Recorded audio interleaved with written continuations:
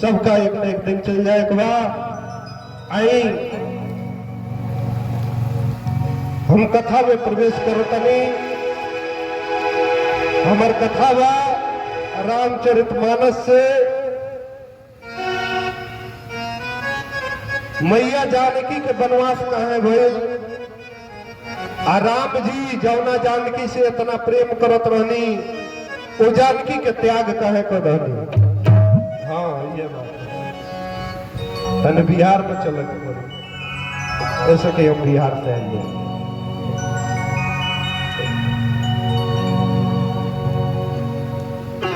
भैया बात वो समय कहा कि रामचंद्र जी जब लंका पर विजय प्राप्त करके अयोध्या में आई, वहां के राज तिलक हो गई, राजा बन गई नहीं। वो समय मैया जानकी 5 महीना के गर्भवती रही। मैया जानकी के गर्भ रहे। अब वही समय की घटना हो। मैया जानकी के वनवास के 4 गो कारण बा। जौना में पहला कारण बा कि माता जानकी गर्भ से रहनी, वहां के मन में इच्छा भइल कि हम जंगल घूमे जाती, साधु संत के दर्शन करती, गंगा मैया में स्नान करती, हम बनदेवी बन के जंगल में रहती। भगवान से वहां के अपन इच्छा बतौनी। भगवान कहने की तार इच्छा जरूर पूरा हुई। दूसरा कारण अयोध्या राज्य के एगो धोबी जौन भगवान के ताना मरलस। तीसरा कारण मैया केकई के कारण सीता माता के वनवास भइल। राम जी के वनवास करा में तो केकई माता के हाथ रहबे कइल। वनवास से लौटला के बाद सीता माता के भी वन भेजवाओ के कारण केकई माई भइल। चौथा कारण एगो सुगा सुगनी के श्राप लग रहे, जमुना के चलते गर्भावस्था में मैया जानकी के वन में जाए के पड़ल। आई पहला कारण पर चर्चा रही। माता सीता के ये गर्भवा मैया भगवान से कहत रही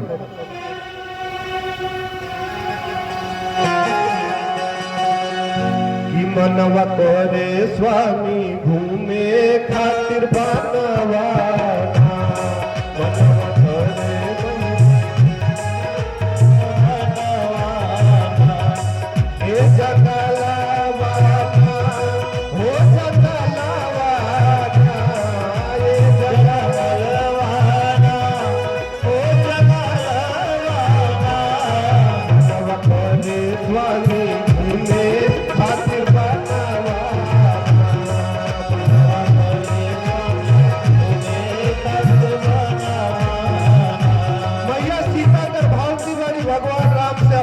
इच्छा कहतरी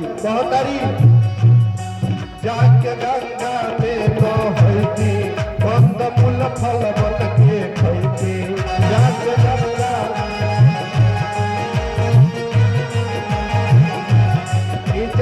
गंगा में नहैती, कंद मूल फल बन के खैती। जाके गंगा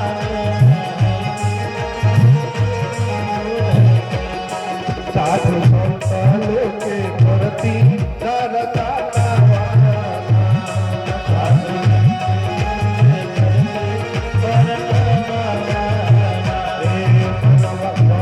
स्वामी घूमे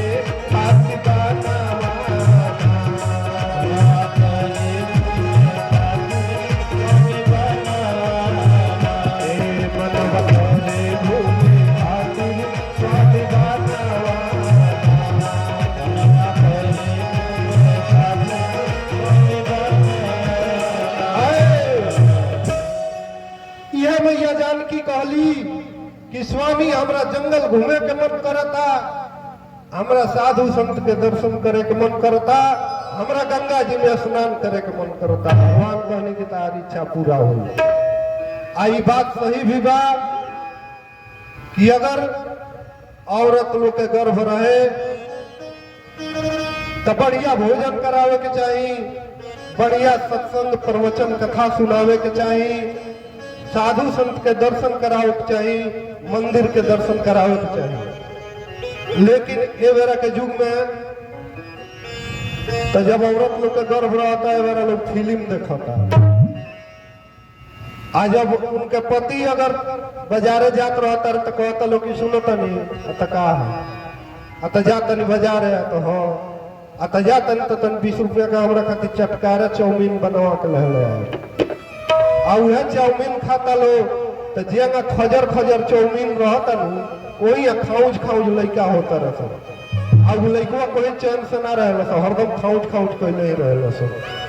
तो ऐसे गर्भावस्था में विशेष ध्यान देवे के चाहिए, औरत लोग के बढ़िया कथा सुने के चाहिए, भगवान के दर्शन करे के चाहिए, चाउमीन बर्गर से दूर रहे के चाहिए, मीठा भोजन करे के चाहिए। मैया जानकी के बात सुन के प्रभु जी कहनी कि ठीक बा सीता तारा जंगल घूमने के बाद तार इच्छा हम जरूर पूरा करें। तो पहल का कारण रहे। और दूसरा कारण है कि जब राम जी राजा बन गए तो अपना राज्य में जगह जगह गुप्तचर छोड़े रहे कि हमारा राज्य के प्रजा सुखी बा कि दुखी बा, हमारा राज्य से लोग सुखी बा कि नाराज बा। गुप्तचर लोग रोज राज्य में घूमे अब प्रजा के बात सुन के आके रोज राम जी से बतावे।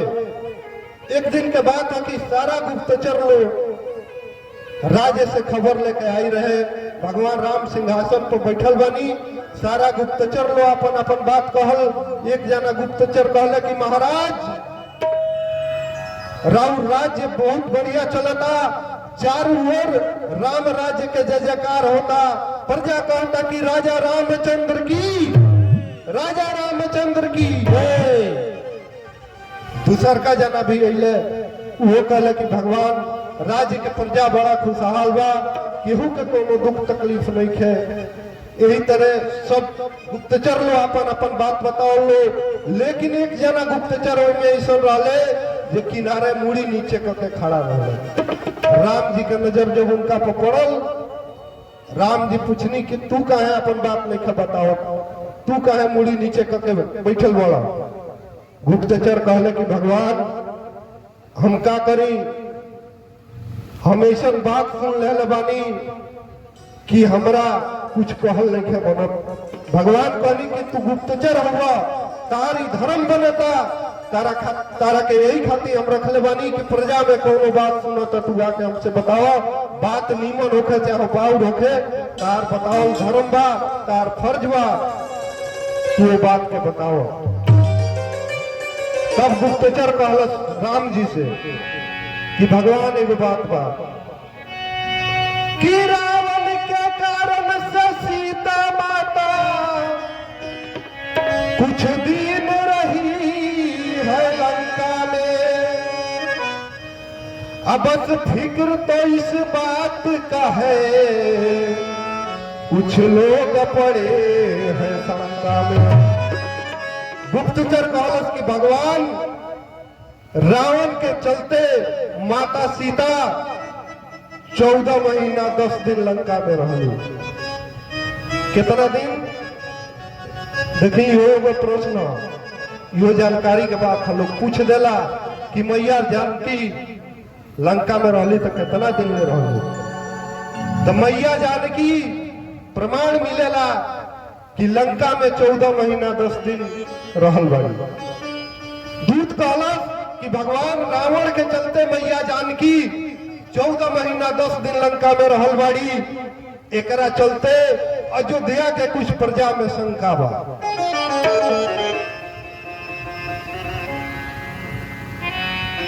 आलोक के शंका भई जायज भी रहे, ऐसे कि भगवान जब मैया जानकी के लेके आईनी अग्नि परीक्षा भई रहे, लेकिन अग्नि परीक्षा अयोध्या में ना, अग्नि परीक्षा लंका में वहां के कैले रहनी। अयोध्या के लोग वो अग्नि परीक्षा ना देखले रहे। ऐसे कुछ लोग के मन में शंका रहे कि जवन सीता रावण जैसन पापी आदमी के घर में 14 महीना 10 दिन रहल बड़ी, वो सीता के भगवान अपना महल में कैसे रखलन। दूत के बात सुन के राजा रामचंद्र जी के मन में बड़ा कष्ट भइल। भगवान मन में सोचता नहीं कि भले हमार विश्वास बा, हम सीता के अग्नि परीक्षा भले ले बानी, लेकिन अगर हमारा प्रजा के मन में संदेह बा तो संदेह के दूर करे खातिर हमरा सीता के त्याग करे के पड़ी। राम जी वही अपने मन में विचार कलनी कि अब हमरा सीता के त्याग कर देवे बा। ई तो दूसरा कारण रहे। तीसरा का कारण, एक दिन सीता जी बैठे रही, केकई माता कहली कि सीता तू वन से आयल बड़ू, तब से हमरा महल में नहीं खिवाई, तू हमरा महल में आवा, कुछ बातचीत हुई। सीता जी केकई माता के भवन में गई बड़ी। आयने दूत जब शंका वाला बात कहले बा भगवान से, तो भगवान कहनी कि दूत तो पूरा साफ साफ बात बताओ कि आखिर ये राज्य में के ऐसा बा जरा सीता जैसन माता पर शंका हो गई।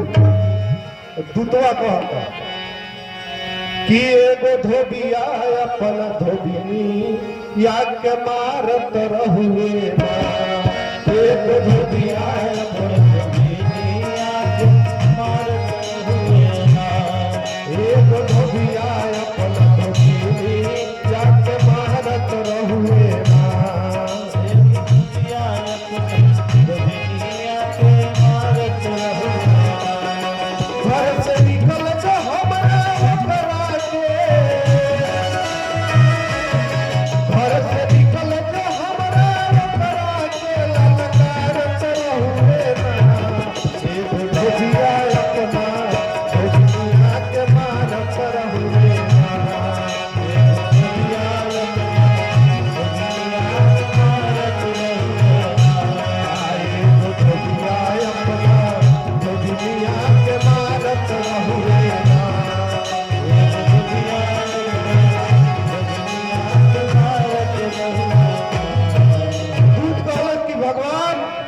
हम राज्य में घूमत रहनी हो, घूमत घूमत गनी है तो एगो धोबी के घर रहला, ओइजा हम आश्चर्य देखनी हो, धोबिया अपना धोबिनिया के मारत रहला। आज जब धोबिया अपना धोबिनिया के बेतुक्का पीटे लगल हो, तो ओ धोबिया के माई डांट के कहले कि कारे ते पतोहिया के मुआ देबे का। तो धोबिया कहलस कि हो हम मुआ दे। ओकर माई पूछली कहे मुआ देब, आता ही गई रहलस ये नैहर, लौटे में एक रात हो गई है, नदी के किनारे ही रात भर माला के घर में रहल बिया, ओकर बाद बिहाने ही हमरा घर में आई बिया। कैसे हम एकरा के राखे ना, एकरा के हम मार पीट के घर से भगा दी। ओकर माई कहलस कि सुनो पागल हो गई बड़ा, जेकर राज्य में तू बड़ा राम जी के, उनको मेहरारू तो 14 महीना 10 दिन रावण के घर में रह के आयल बड़ी, तो का अपना मेहरारू के भगा दले, वो तो अपना मेहरारू के रानी बना के रख ले बड़े। इतना सुन के धोबिया कहलस कि माई हम अयोध्या के राजा रामचंद्र ना है, जे पर घर रहे वाला स्त्री के अपना घर में ले आके रानी बना दी, हम जीते जी मर जाब, लेकिन ये धोबिन के अपना साथे ना रखे। दूत कहलस कि भगवान ये बात जब हम सुननी है तो हमरा बड़ा गलानी भइला, ऐसे ही संदेश लेके हम रउआ लगे आइल बनी। भगवान तबे मन में ठान लनी कि अगर अयोध्या के नागरिक लोग के मन में माता सीता के प्रति संदेह बा तो हम माता सीता के त्याग कर देब। दूसरा कारण ही भइल। तीसरा कारण सीता के त्यागे के भइल कि एक दिन माई के कई सीता के अपना महल में बुलौली, कहली कि सीता तू जब से वन से आई बड़ी तब से हमरा अंगना में नहीं खुआई, आवा तनी हाल चाल हो जाओ, कैसे तहार दिन बीतल, कैसे लंका में रहलू। सीता जी माई जानकी के अंगना में अली, माई जानकी के प्रणाम कैली। माई जानकी बैठा के सीता जी से कहे लगली कि ए सीता, ई बतावा कि तू 14 महीना 10 दिन लंका में रह के आयल बड़ू, हमसे बतावा कि ओइजा के लोग बाग कैसन बा, ओइजा के महल अटारी कैसन बा। आ सुनले बानी कि ओइजा के राजा जो रहे रावण, ओकर 10 गो मुड़ी या 20 गो हाथ रहे, उ रावण कैसन रहे। माई के कई कहतारी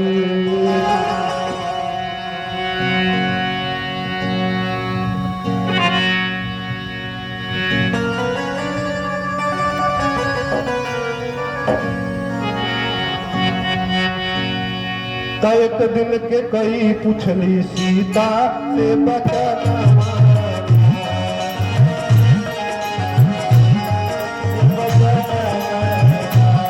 एक दिन के कई पूछली सीता से बचना।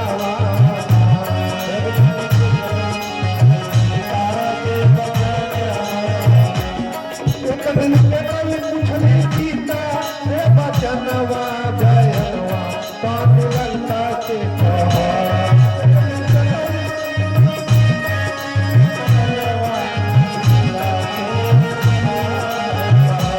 माई कहली कैसन रहले ओ नगरी के मर्दा और जनवा।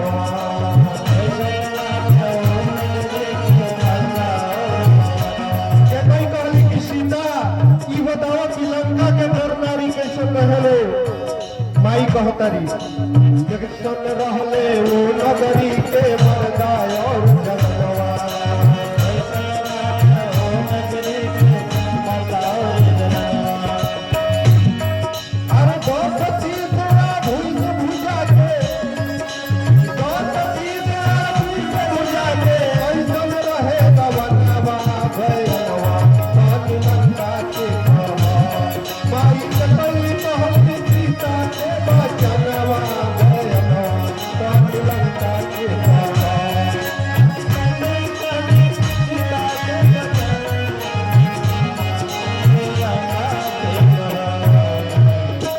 कई के अपना बात सुन के माई जानकी लंका के वर्णन लगली करे।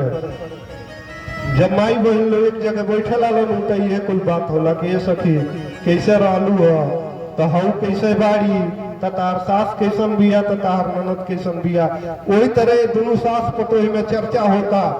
सीता जी कहली कि माई सुनी, हम लंका के बारे में रुआ के बताओ तनी। सीता कहली कि केतना ले हम कोरी माई लंका के बखनवा, कि सब कर रहे ऊंचा टारी सोना के मकनवा। त सीता करे लगली लंका के बरनवा, बयनवा माई लंका के।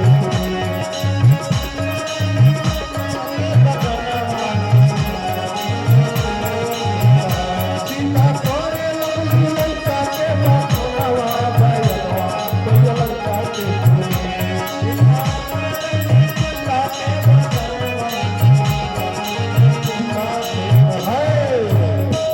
माता सीता कहली कि माई लंका नगर बड़ा सुंदर नगर रहला, सबके ऊंचा ऊंचा अटारी रहला, ओइजा सोना के महल रहला।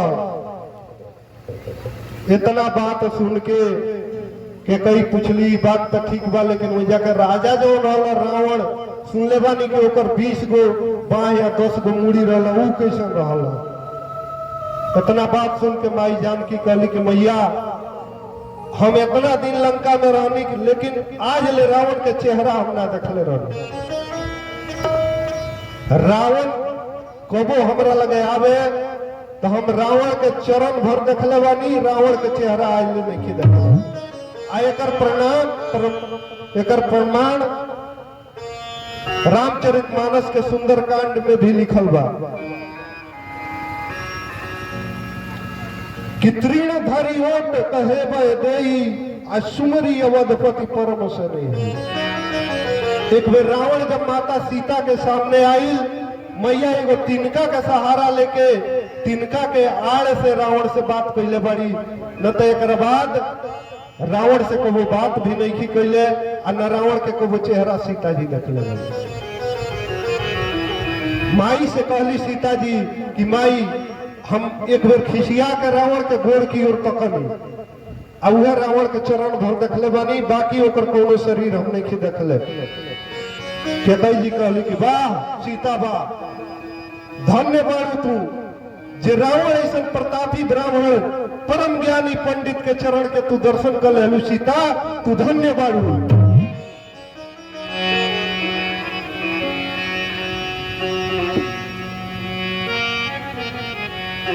आ देखी के कई मैया ओइजा सीता जी के कौनिया धर्मावतरी फसावतरी। सीता जी से कहली कि सीता तू तो भाग्यशाली बाड़ू कि रावण जैसा प्रकांड विद्वान पंडित के चरण के दर्शन कर लेलू।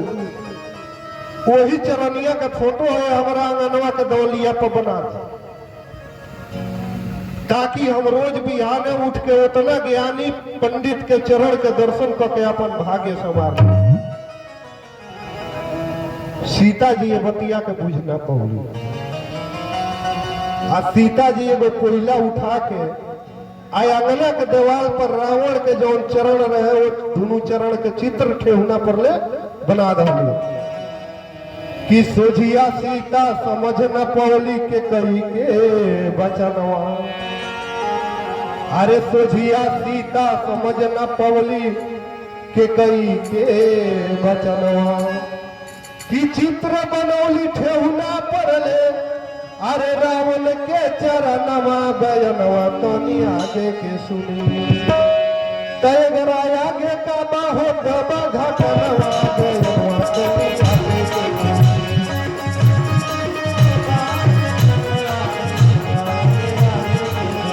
तयगरा आगे बाहो दबा घटनवा बयनवा तनी आगे के सुनी।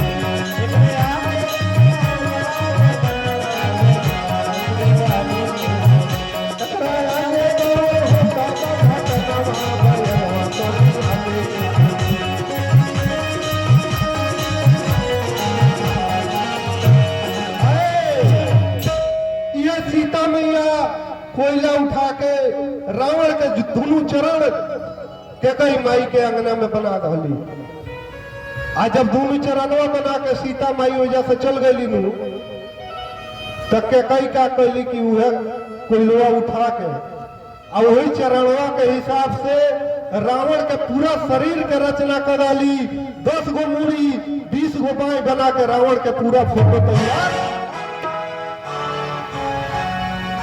आज जब फोटो तैयार हो गए लो, तमाई के कई एक दिन रामचंद्र जी से कहले कि बाबू राम देखनु तू जहिया से जंगल से आयल बड़ा, वन से आयल बड़ा, हमारे चलते तहर बनवास हो गई, हमरा बड़ा गलानी हुआ, बड़ा अफसोस बा। हम चाहता नहीं कि एक दिन तू हमरा अंगना में आव बाबू, हम अपना हाथे भोजन करके बना के भोजन करावल चाहते हैं। राम जी कहने के मैया हमरा बनवास जाए में राउर कोनो दोष नहीं है, कि कर्म के लेख रहला, एकरा खातिर हम रउआ के कहीं दोषी नहीं की मानत। अरे हुआ भोजन कराओ के कहते नहीं मैया, तो हम रउरा हाथ के बनाओ भोजन जरूर करें। राम जी सुबेरे सुबेरे मैया जानकी के अंगना में आइले।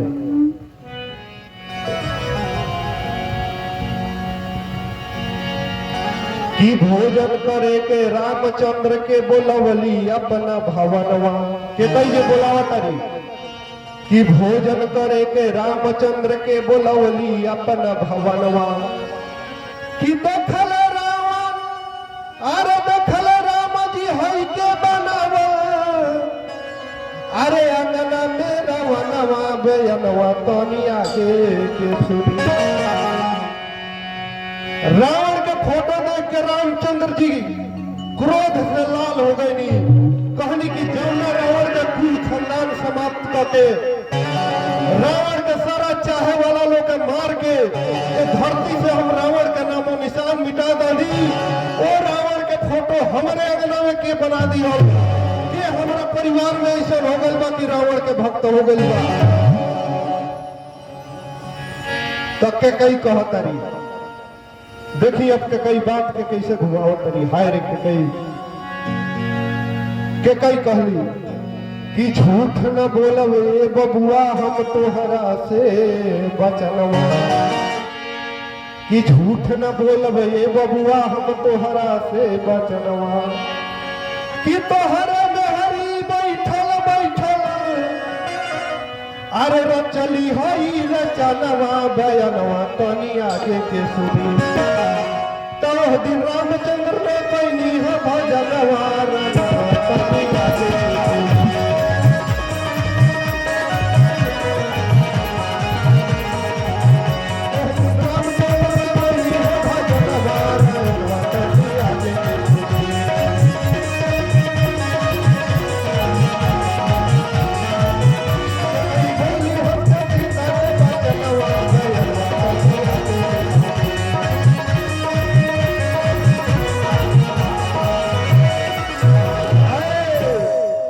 क्रोध के मारा लाल हो गई पूछनी कि माई हमरा आंगना में है रावण के फोटो के बनौले बा के कई माई बड़ा होशियारी से बात घुमा डाली कहली कि तहरे पत्नी सीता ही रावण के पूरा सृजना आंगना में बना डाले बड़ी।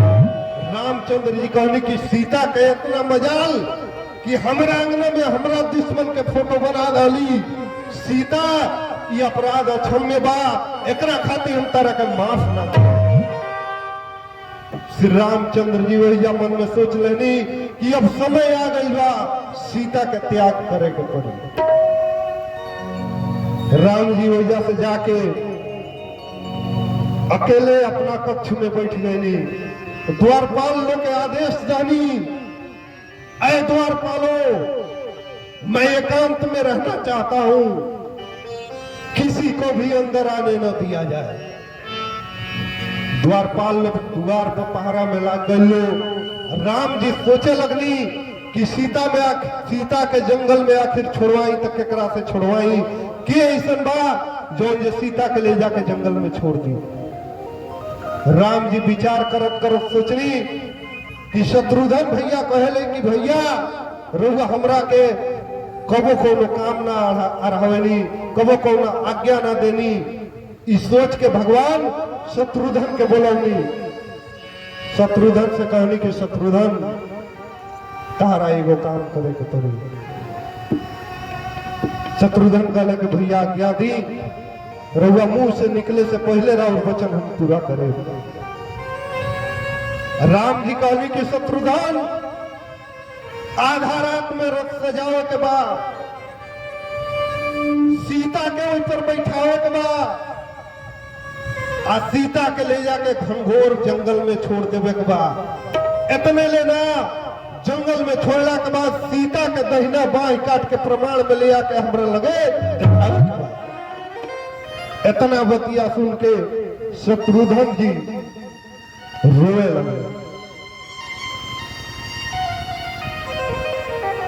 शत्रुघ्न जी रोए लगले अथराम से गिर के शत्रुघ्न जी बेहोश हो गए। राम जी मुंह पर पानी के छींटा मरनी शत्रुघ्न उठ के रोए लगले हाथ जोड़ के भैया से कहते रहे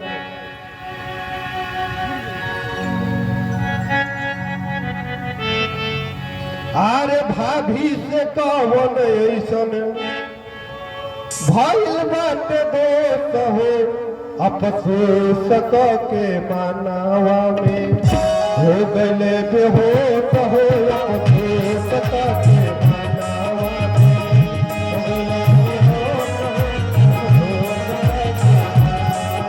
भाभी से कौन ऐसन भाभी से कौन ऐसन हो गए दोस्त हो अफसोस के मानावा में हो गए बेहोश हो अफसोस के मानावा में हो गए बेहोश हो अफसोस के मानावा हो गए बेहोश हो अफसोस के मानावा।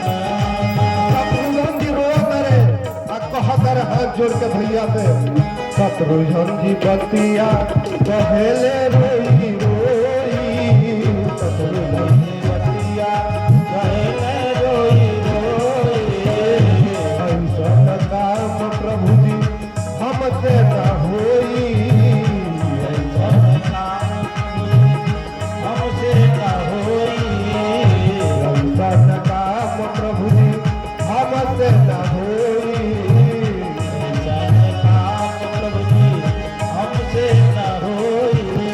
शत्रुघ्न से हट गईले, शत्रुघ्न से हट गईले, राम के भरोसा हो अपने सता के मानवा में, हो गले बेहोश हो अपने सता के मानवा में, हो गले बेहोश हो अपने सता के मानवा में, हो गले बेहोश हो अपने सता के मानवा में, हो गले बेहोश हो अपने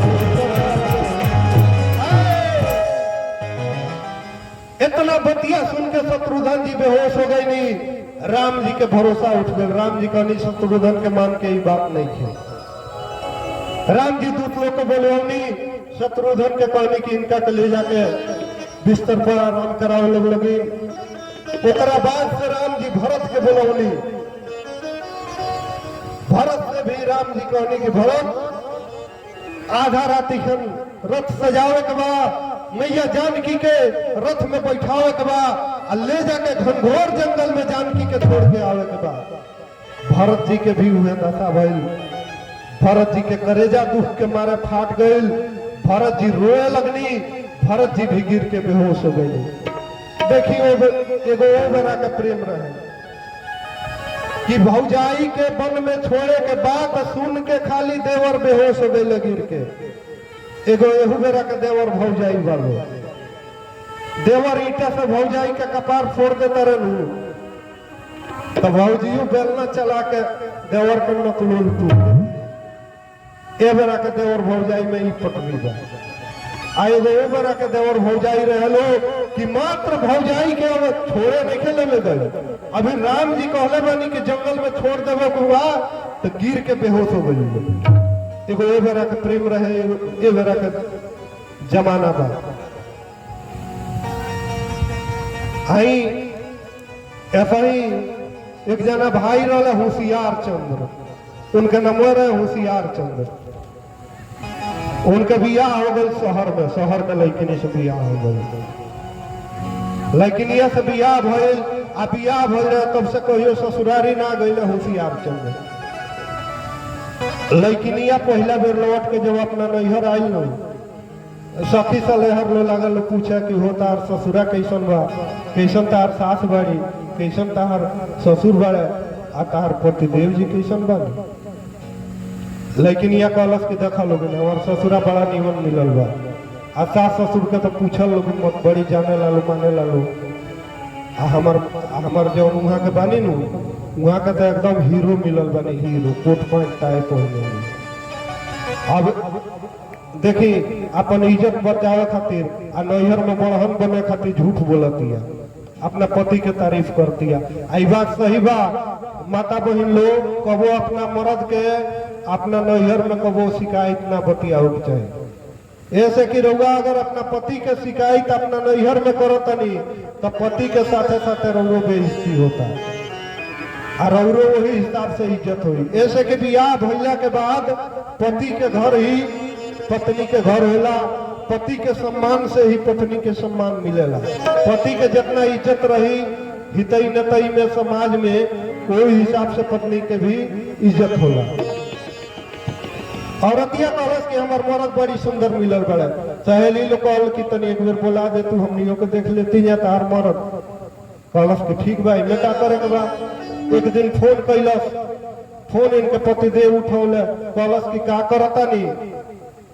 कहता रे का करता नी भैंस चरावतन चौरा में। औरतिया कहलस कि तू खाली भैंसिए चरैब। ऐसा ससुरारी के लोग तारा के देखे के बोलावत आवा ना एक दिन घूम जा।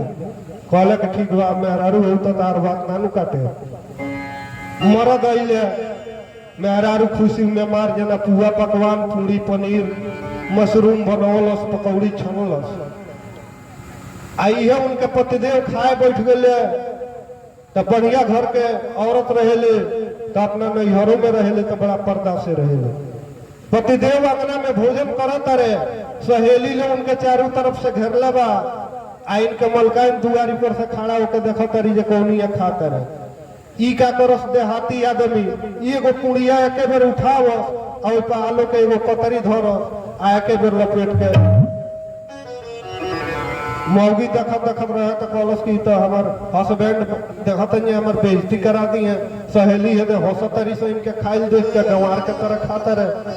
औरतिया अंदर में सब छनावटा बजावती है, छनावटो बजौलस तो घूम के तकल है, तकल तो औरतिया है अंगुरी से इशारा करती है, हंगा कहती है दू गो अंगुरी दखौलस। ये अपना व्याकरण से औरतिया तो कहलस कि एगो पूरी में दू भाग के खा, तूर के खा, आधा आधा खा, एक बेर में अधवे खा। आई दू गो मुरिया देख के ये अपना हिसाब से ओकर अनुमान लगा ला कहता रहे कि बुझा तो मौगी कहती है कि बियाह भइला के बाद कहू पूरी ना खाई जाला, ऐसे कि बियाह भइला के बाद आदमी जोड़ी हो जाला, जोड़ा जोड़ा पूरी उठा के खा। अब ई का कहले कि दूधो को पूड़िया उठा के आ 3-4 कतरी तरकारी वही पर धो के एके बेर मुंह में हुर लेता है। अब मुंह इनका फूल जाता है। अब तो मेहरारू देखलस तो खीसिनो के और बरमंड जोर गइला, सहेली लो हंसे लागल। मेहरारू कहलस कि हमरा सखी सहेली के बीच में देखतन ये हमार बेइज्जती करा देला मोर। मौगी फिर से एक बेर कलछुल बजावती है, कलछुल बजौलस, फिर घूम के तकल है। मौगी कहती है कि तारा ऐसा मरद पाके हमार करम फूट गए है, दोनों हाथवा का परवा पर मरलस, मुंह से तो बोले ना, इशारा कैलस कि हमार करम फूट गए तारा ऐसा मरद पाके। ई बुझल है कि हमारा ससुरारी में नियम बा कि अनाज के पहले मुड़ी पर धो लियल जाला तब खाइल जाला, अन्न देवता के प्रणाम करके। अब दोनों हाथे दूगो पूरी उठा के मुड़िया पर धो के मुंह में हुर लेता है। मौगी से अब खीस ना उठाए रोकाइल, मौगी आके बढ़िया धो के ठहरी पर से उठा दलस आ कहलस कि चलो जैसे हम संगे चलतनी, तोहरा संगे संगे हम भैंस चराबा, तू भैंस चरैया लेके चल गए। तो ऐसे वैसे लोग बा। आई समय कम बा, हम चाहते हैं कथा कुछ भगा दिया जाओ, हमरा बुझाता है एक दिन में तो पूरा ना हो, ऐसा कि लंबा कथा बा।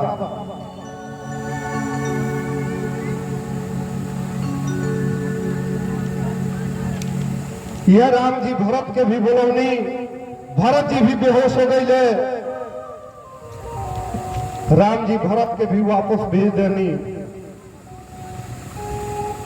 एक बाद राम जी सोचा नहीं कि ये धरती पर एक गो आदमी बा जौन जे कबो हमरा बात के काट न सकेला, हमरा वचन के पूरा करी तो वह पूरा करी, ओकर नाम हो लक्ष्मण। राम जी कहनी कि लक्ष्मण को बुलवाया जाए।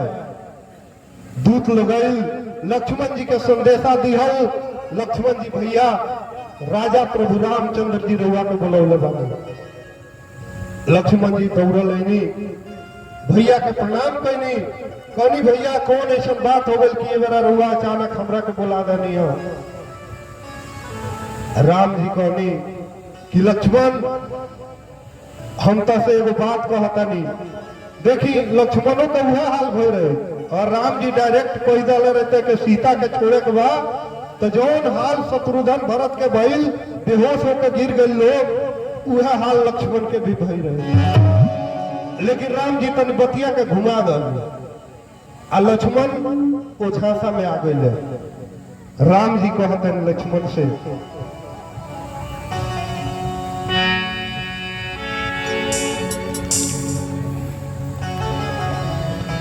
कि लक्ष्मण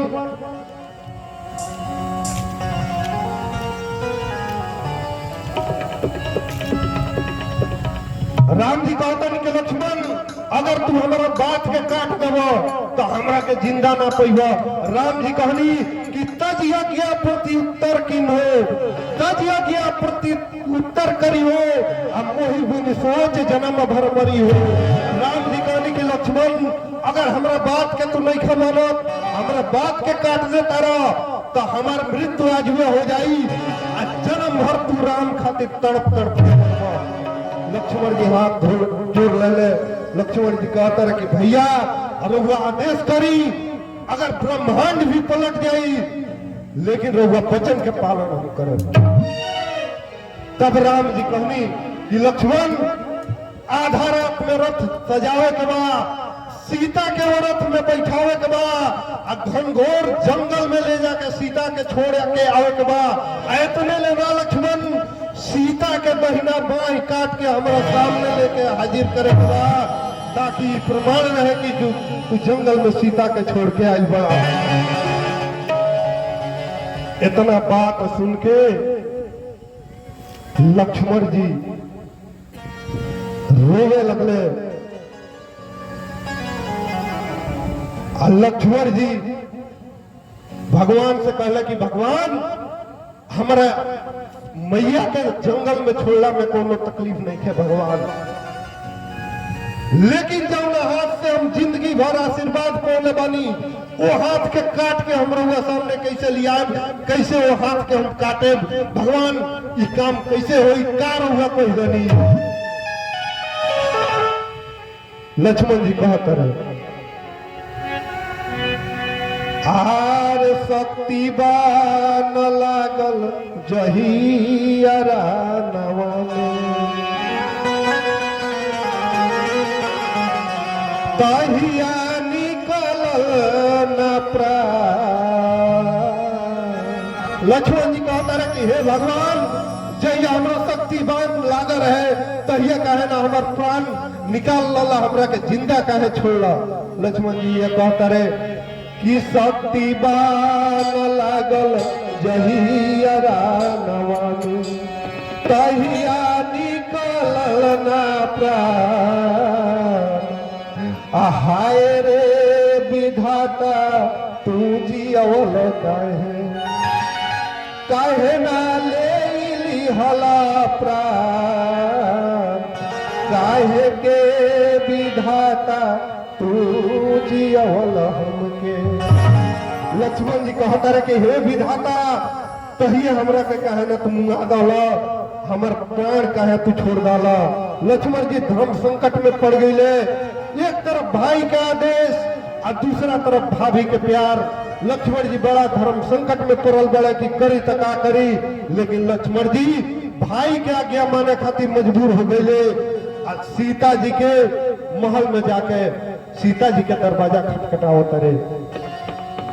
सीता जी दरवाजा खोल ली, कहली कि हाँ लक्ष्मण ए बेरा तू का। लक्ष्मण जी मैया के प्रणाम कैले, कहले कि मैया भैया के आदेश बा कि रउआ जंगल में चले के। सीता जी बतिया सुन के खुश हो गई। सीता जी के बुझाई कि 2-3 दिन पहले हम भगवान से कहले रहनी कि भगवान हमारा जंगल घूमे के मन करता, ऐसे वहां के लक्ष्मण के भेजले बानी कि जंगल में घुमा के लियाओ। सीता जी कहनी कि लक्ष्मण तू चलो रथ सजाओ, हम बस तैयार होके आओ तनी। सीता जी तैयार होके हाथ में फूल डाली लेके अब सोचनी कि भगवान राम के प्रणाम करके तब जंगल में विहार करे घूमे हम जाएंगे। सीता जी फूल डाली लेके भगवान राम के कमरा में गई। दरवाजा पे दूत लो रोक दिया लोग, कहा लो कि किसी को भी अंदर जाने का आदेश नहीं है। मैया कहनी कि क्या सीता राम से नहीं मिल सकती है? दूत लोग कहा लो कि नहीं। माई सीता कहली कि एगो पत्नी अपना पति से ना मिल सकेले। दूत लोग कहल कि ना, भगवान के सख्त आदेश बा कि चाहे केहू भी होके अंदर प्रवेश वर्जित बा। हाय रे हमारा भारत के नारी। सीता जी कहनी कि पतिदेव के अगर यह आज्ञा बा तो वही दरवाजा पर ही बाहर से सीता जी अक्षत आ फूल दुआरी पर चढ़ा के भगवान के प्रणाम करके आ वही जाके लौट के आके रथ पे बैठ गई। एने लक्ष्मण रथ पे बैठा के मैया जानकी के लेके चलत अरे। सीता जी खुश बारी कि लक्ष्मण हमरा के घुमावे ले जाता रे।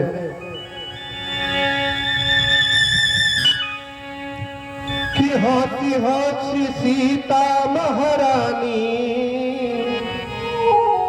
बोले लक्ष्मण से बानी काहे बैठल बाड़ हमसे मुहवा मोर बबुआ काहे बैठल बाड़ हमसे मुहवा मोर बबुआ काहे बैठल बाड़ हमसे मुहवा मोर बबुआ। सीता जी कहता है कि हे लक्ष्मण, ई तो खुशी के बात बा कि हमने के जंगल में घूमे जाता दिया, लेकिन कहा है चेहरा का है उदास में, इतना उदास तू का है बड़ा लक्ष्मण। सीता जी कहता रही मन सुखरी तो हर उड़ गइल बा देखत मन मुरझाला, मन सुखरी तो हर उड़ गइल बा देखत मन मुरझाला।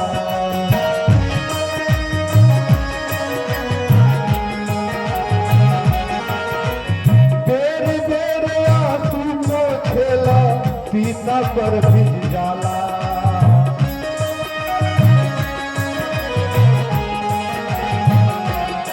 सीता जी कहता रही कि लक्ष्मण आखिर तू रोवत काहे बड़ा, काहे गिरा टाटे अखिया से लोग बबुआ जी, काहे गिरत बाटे अखिया से लोग बबुआ जी, काहे बैठल बाड़ा हमसे मुहवा मोर बबुआ जी, काहे बैठल बाड़ा हमसे मुहवा मोर बबुआ जी। आई गीत तनी तनी में रही समय कम बा। लक्ष्मण जी रोवत अरे आंसू पोछत पोछत उनके पूरा पीताम्बरी भीज गई बा। सीता जी कहली कि लक्ष्मण का बात है, आखिर तू रोवत काहे बड़ा, लेकिन लक्ष्मण जी कुछ बोलत नहीं खन आ रोते रोते रथ चलावत रे। लक्ष्मण जी रोवत रोवत इतना भ्रमित हो गए कि घोड़ा के लगाम उनका हाथ से छूट गई आ रथ रास्ता से कुरास्ता जाए लगल। जब रथ रास्ता से कुरास्ता जाए लगल तो सीता जी के मन में शंका भई। सीता जी डांट के लक्ष्मण से बोलने बड़ी। देखी पूरा रामायण में 2 बार सीता जी लक्ष्मण से खिसिया के बोलने बड़ी। एगो जमुना बेरा रामचंद्र जी मारिच के वध कदनी, मारिच माया के रूप बना के चिलैलस हाय लक्ष्मण हाय लक्ष्मण।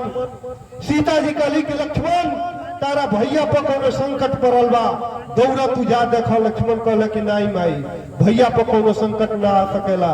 सीता जी कहली कि नहीं,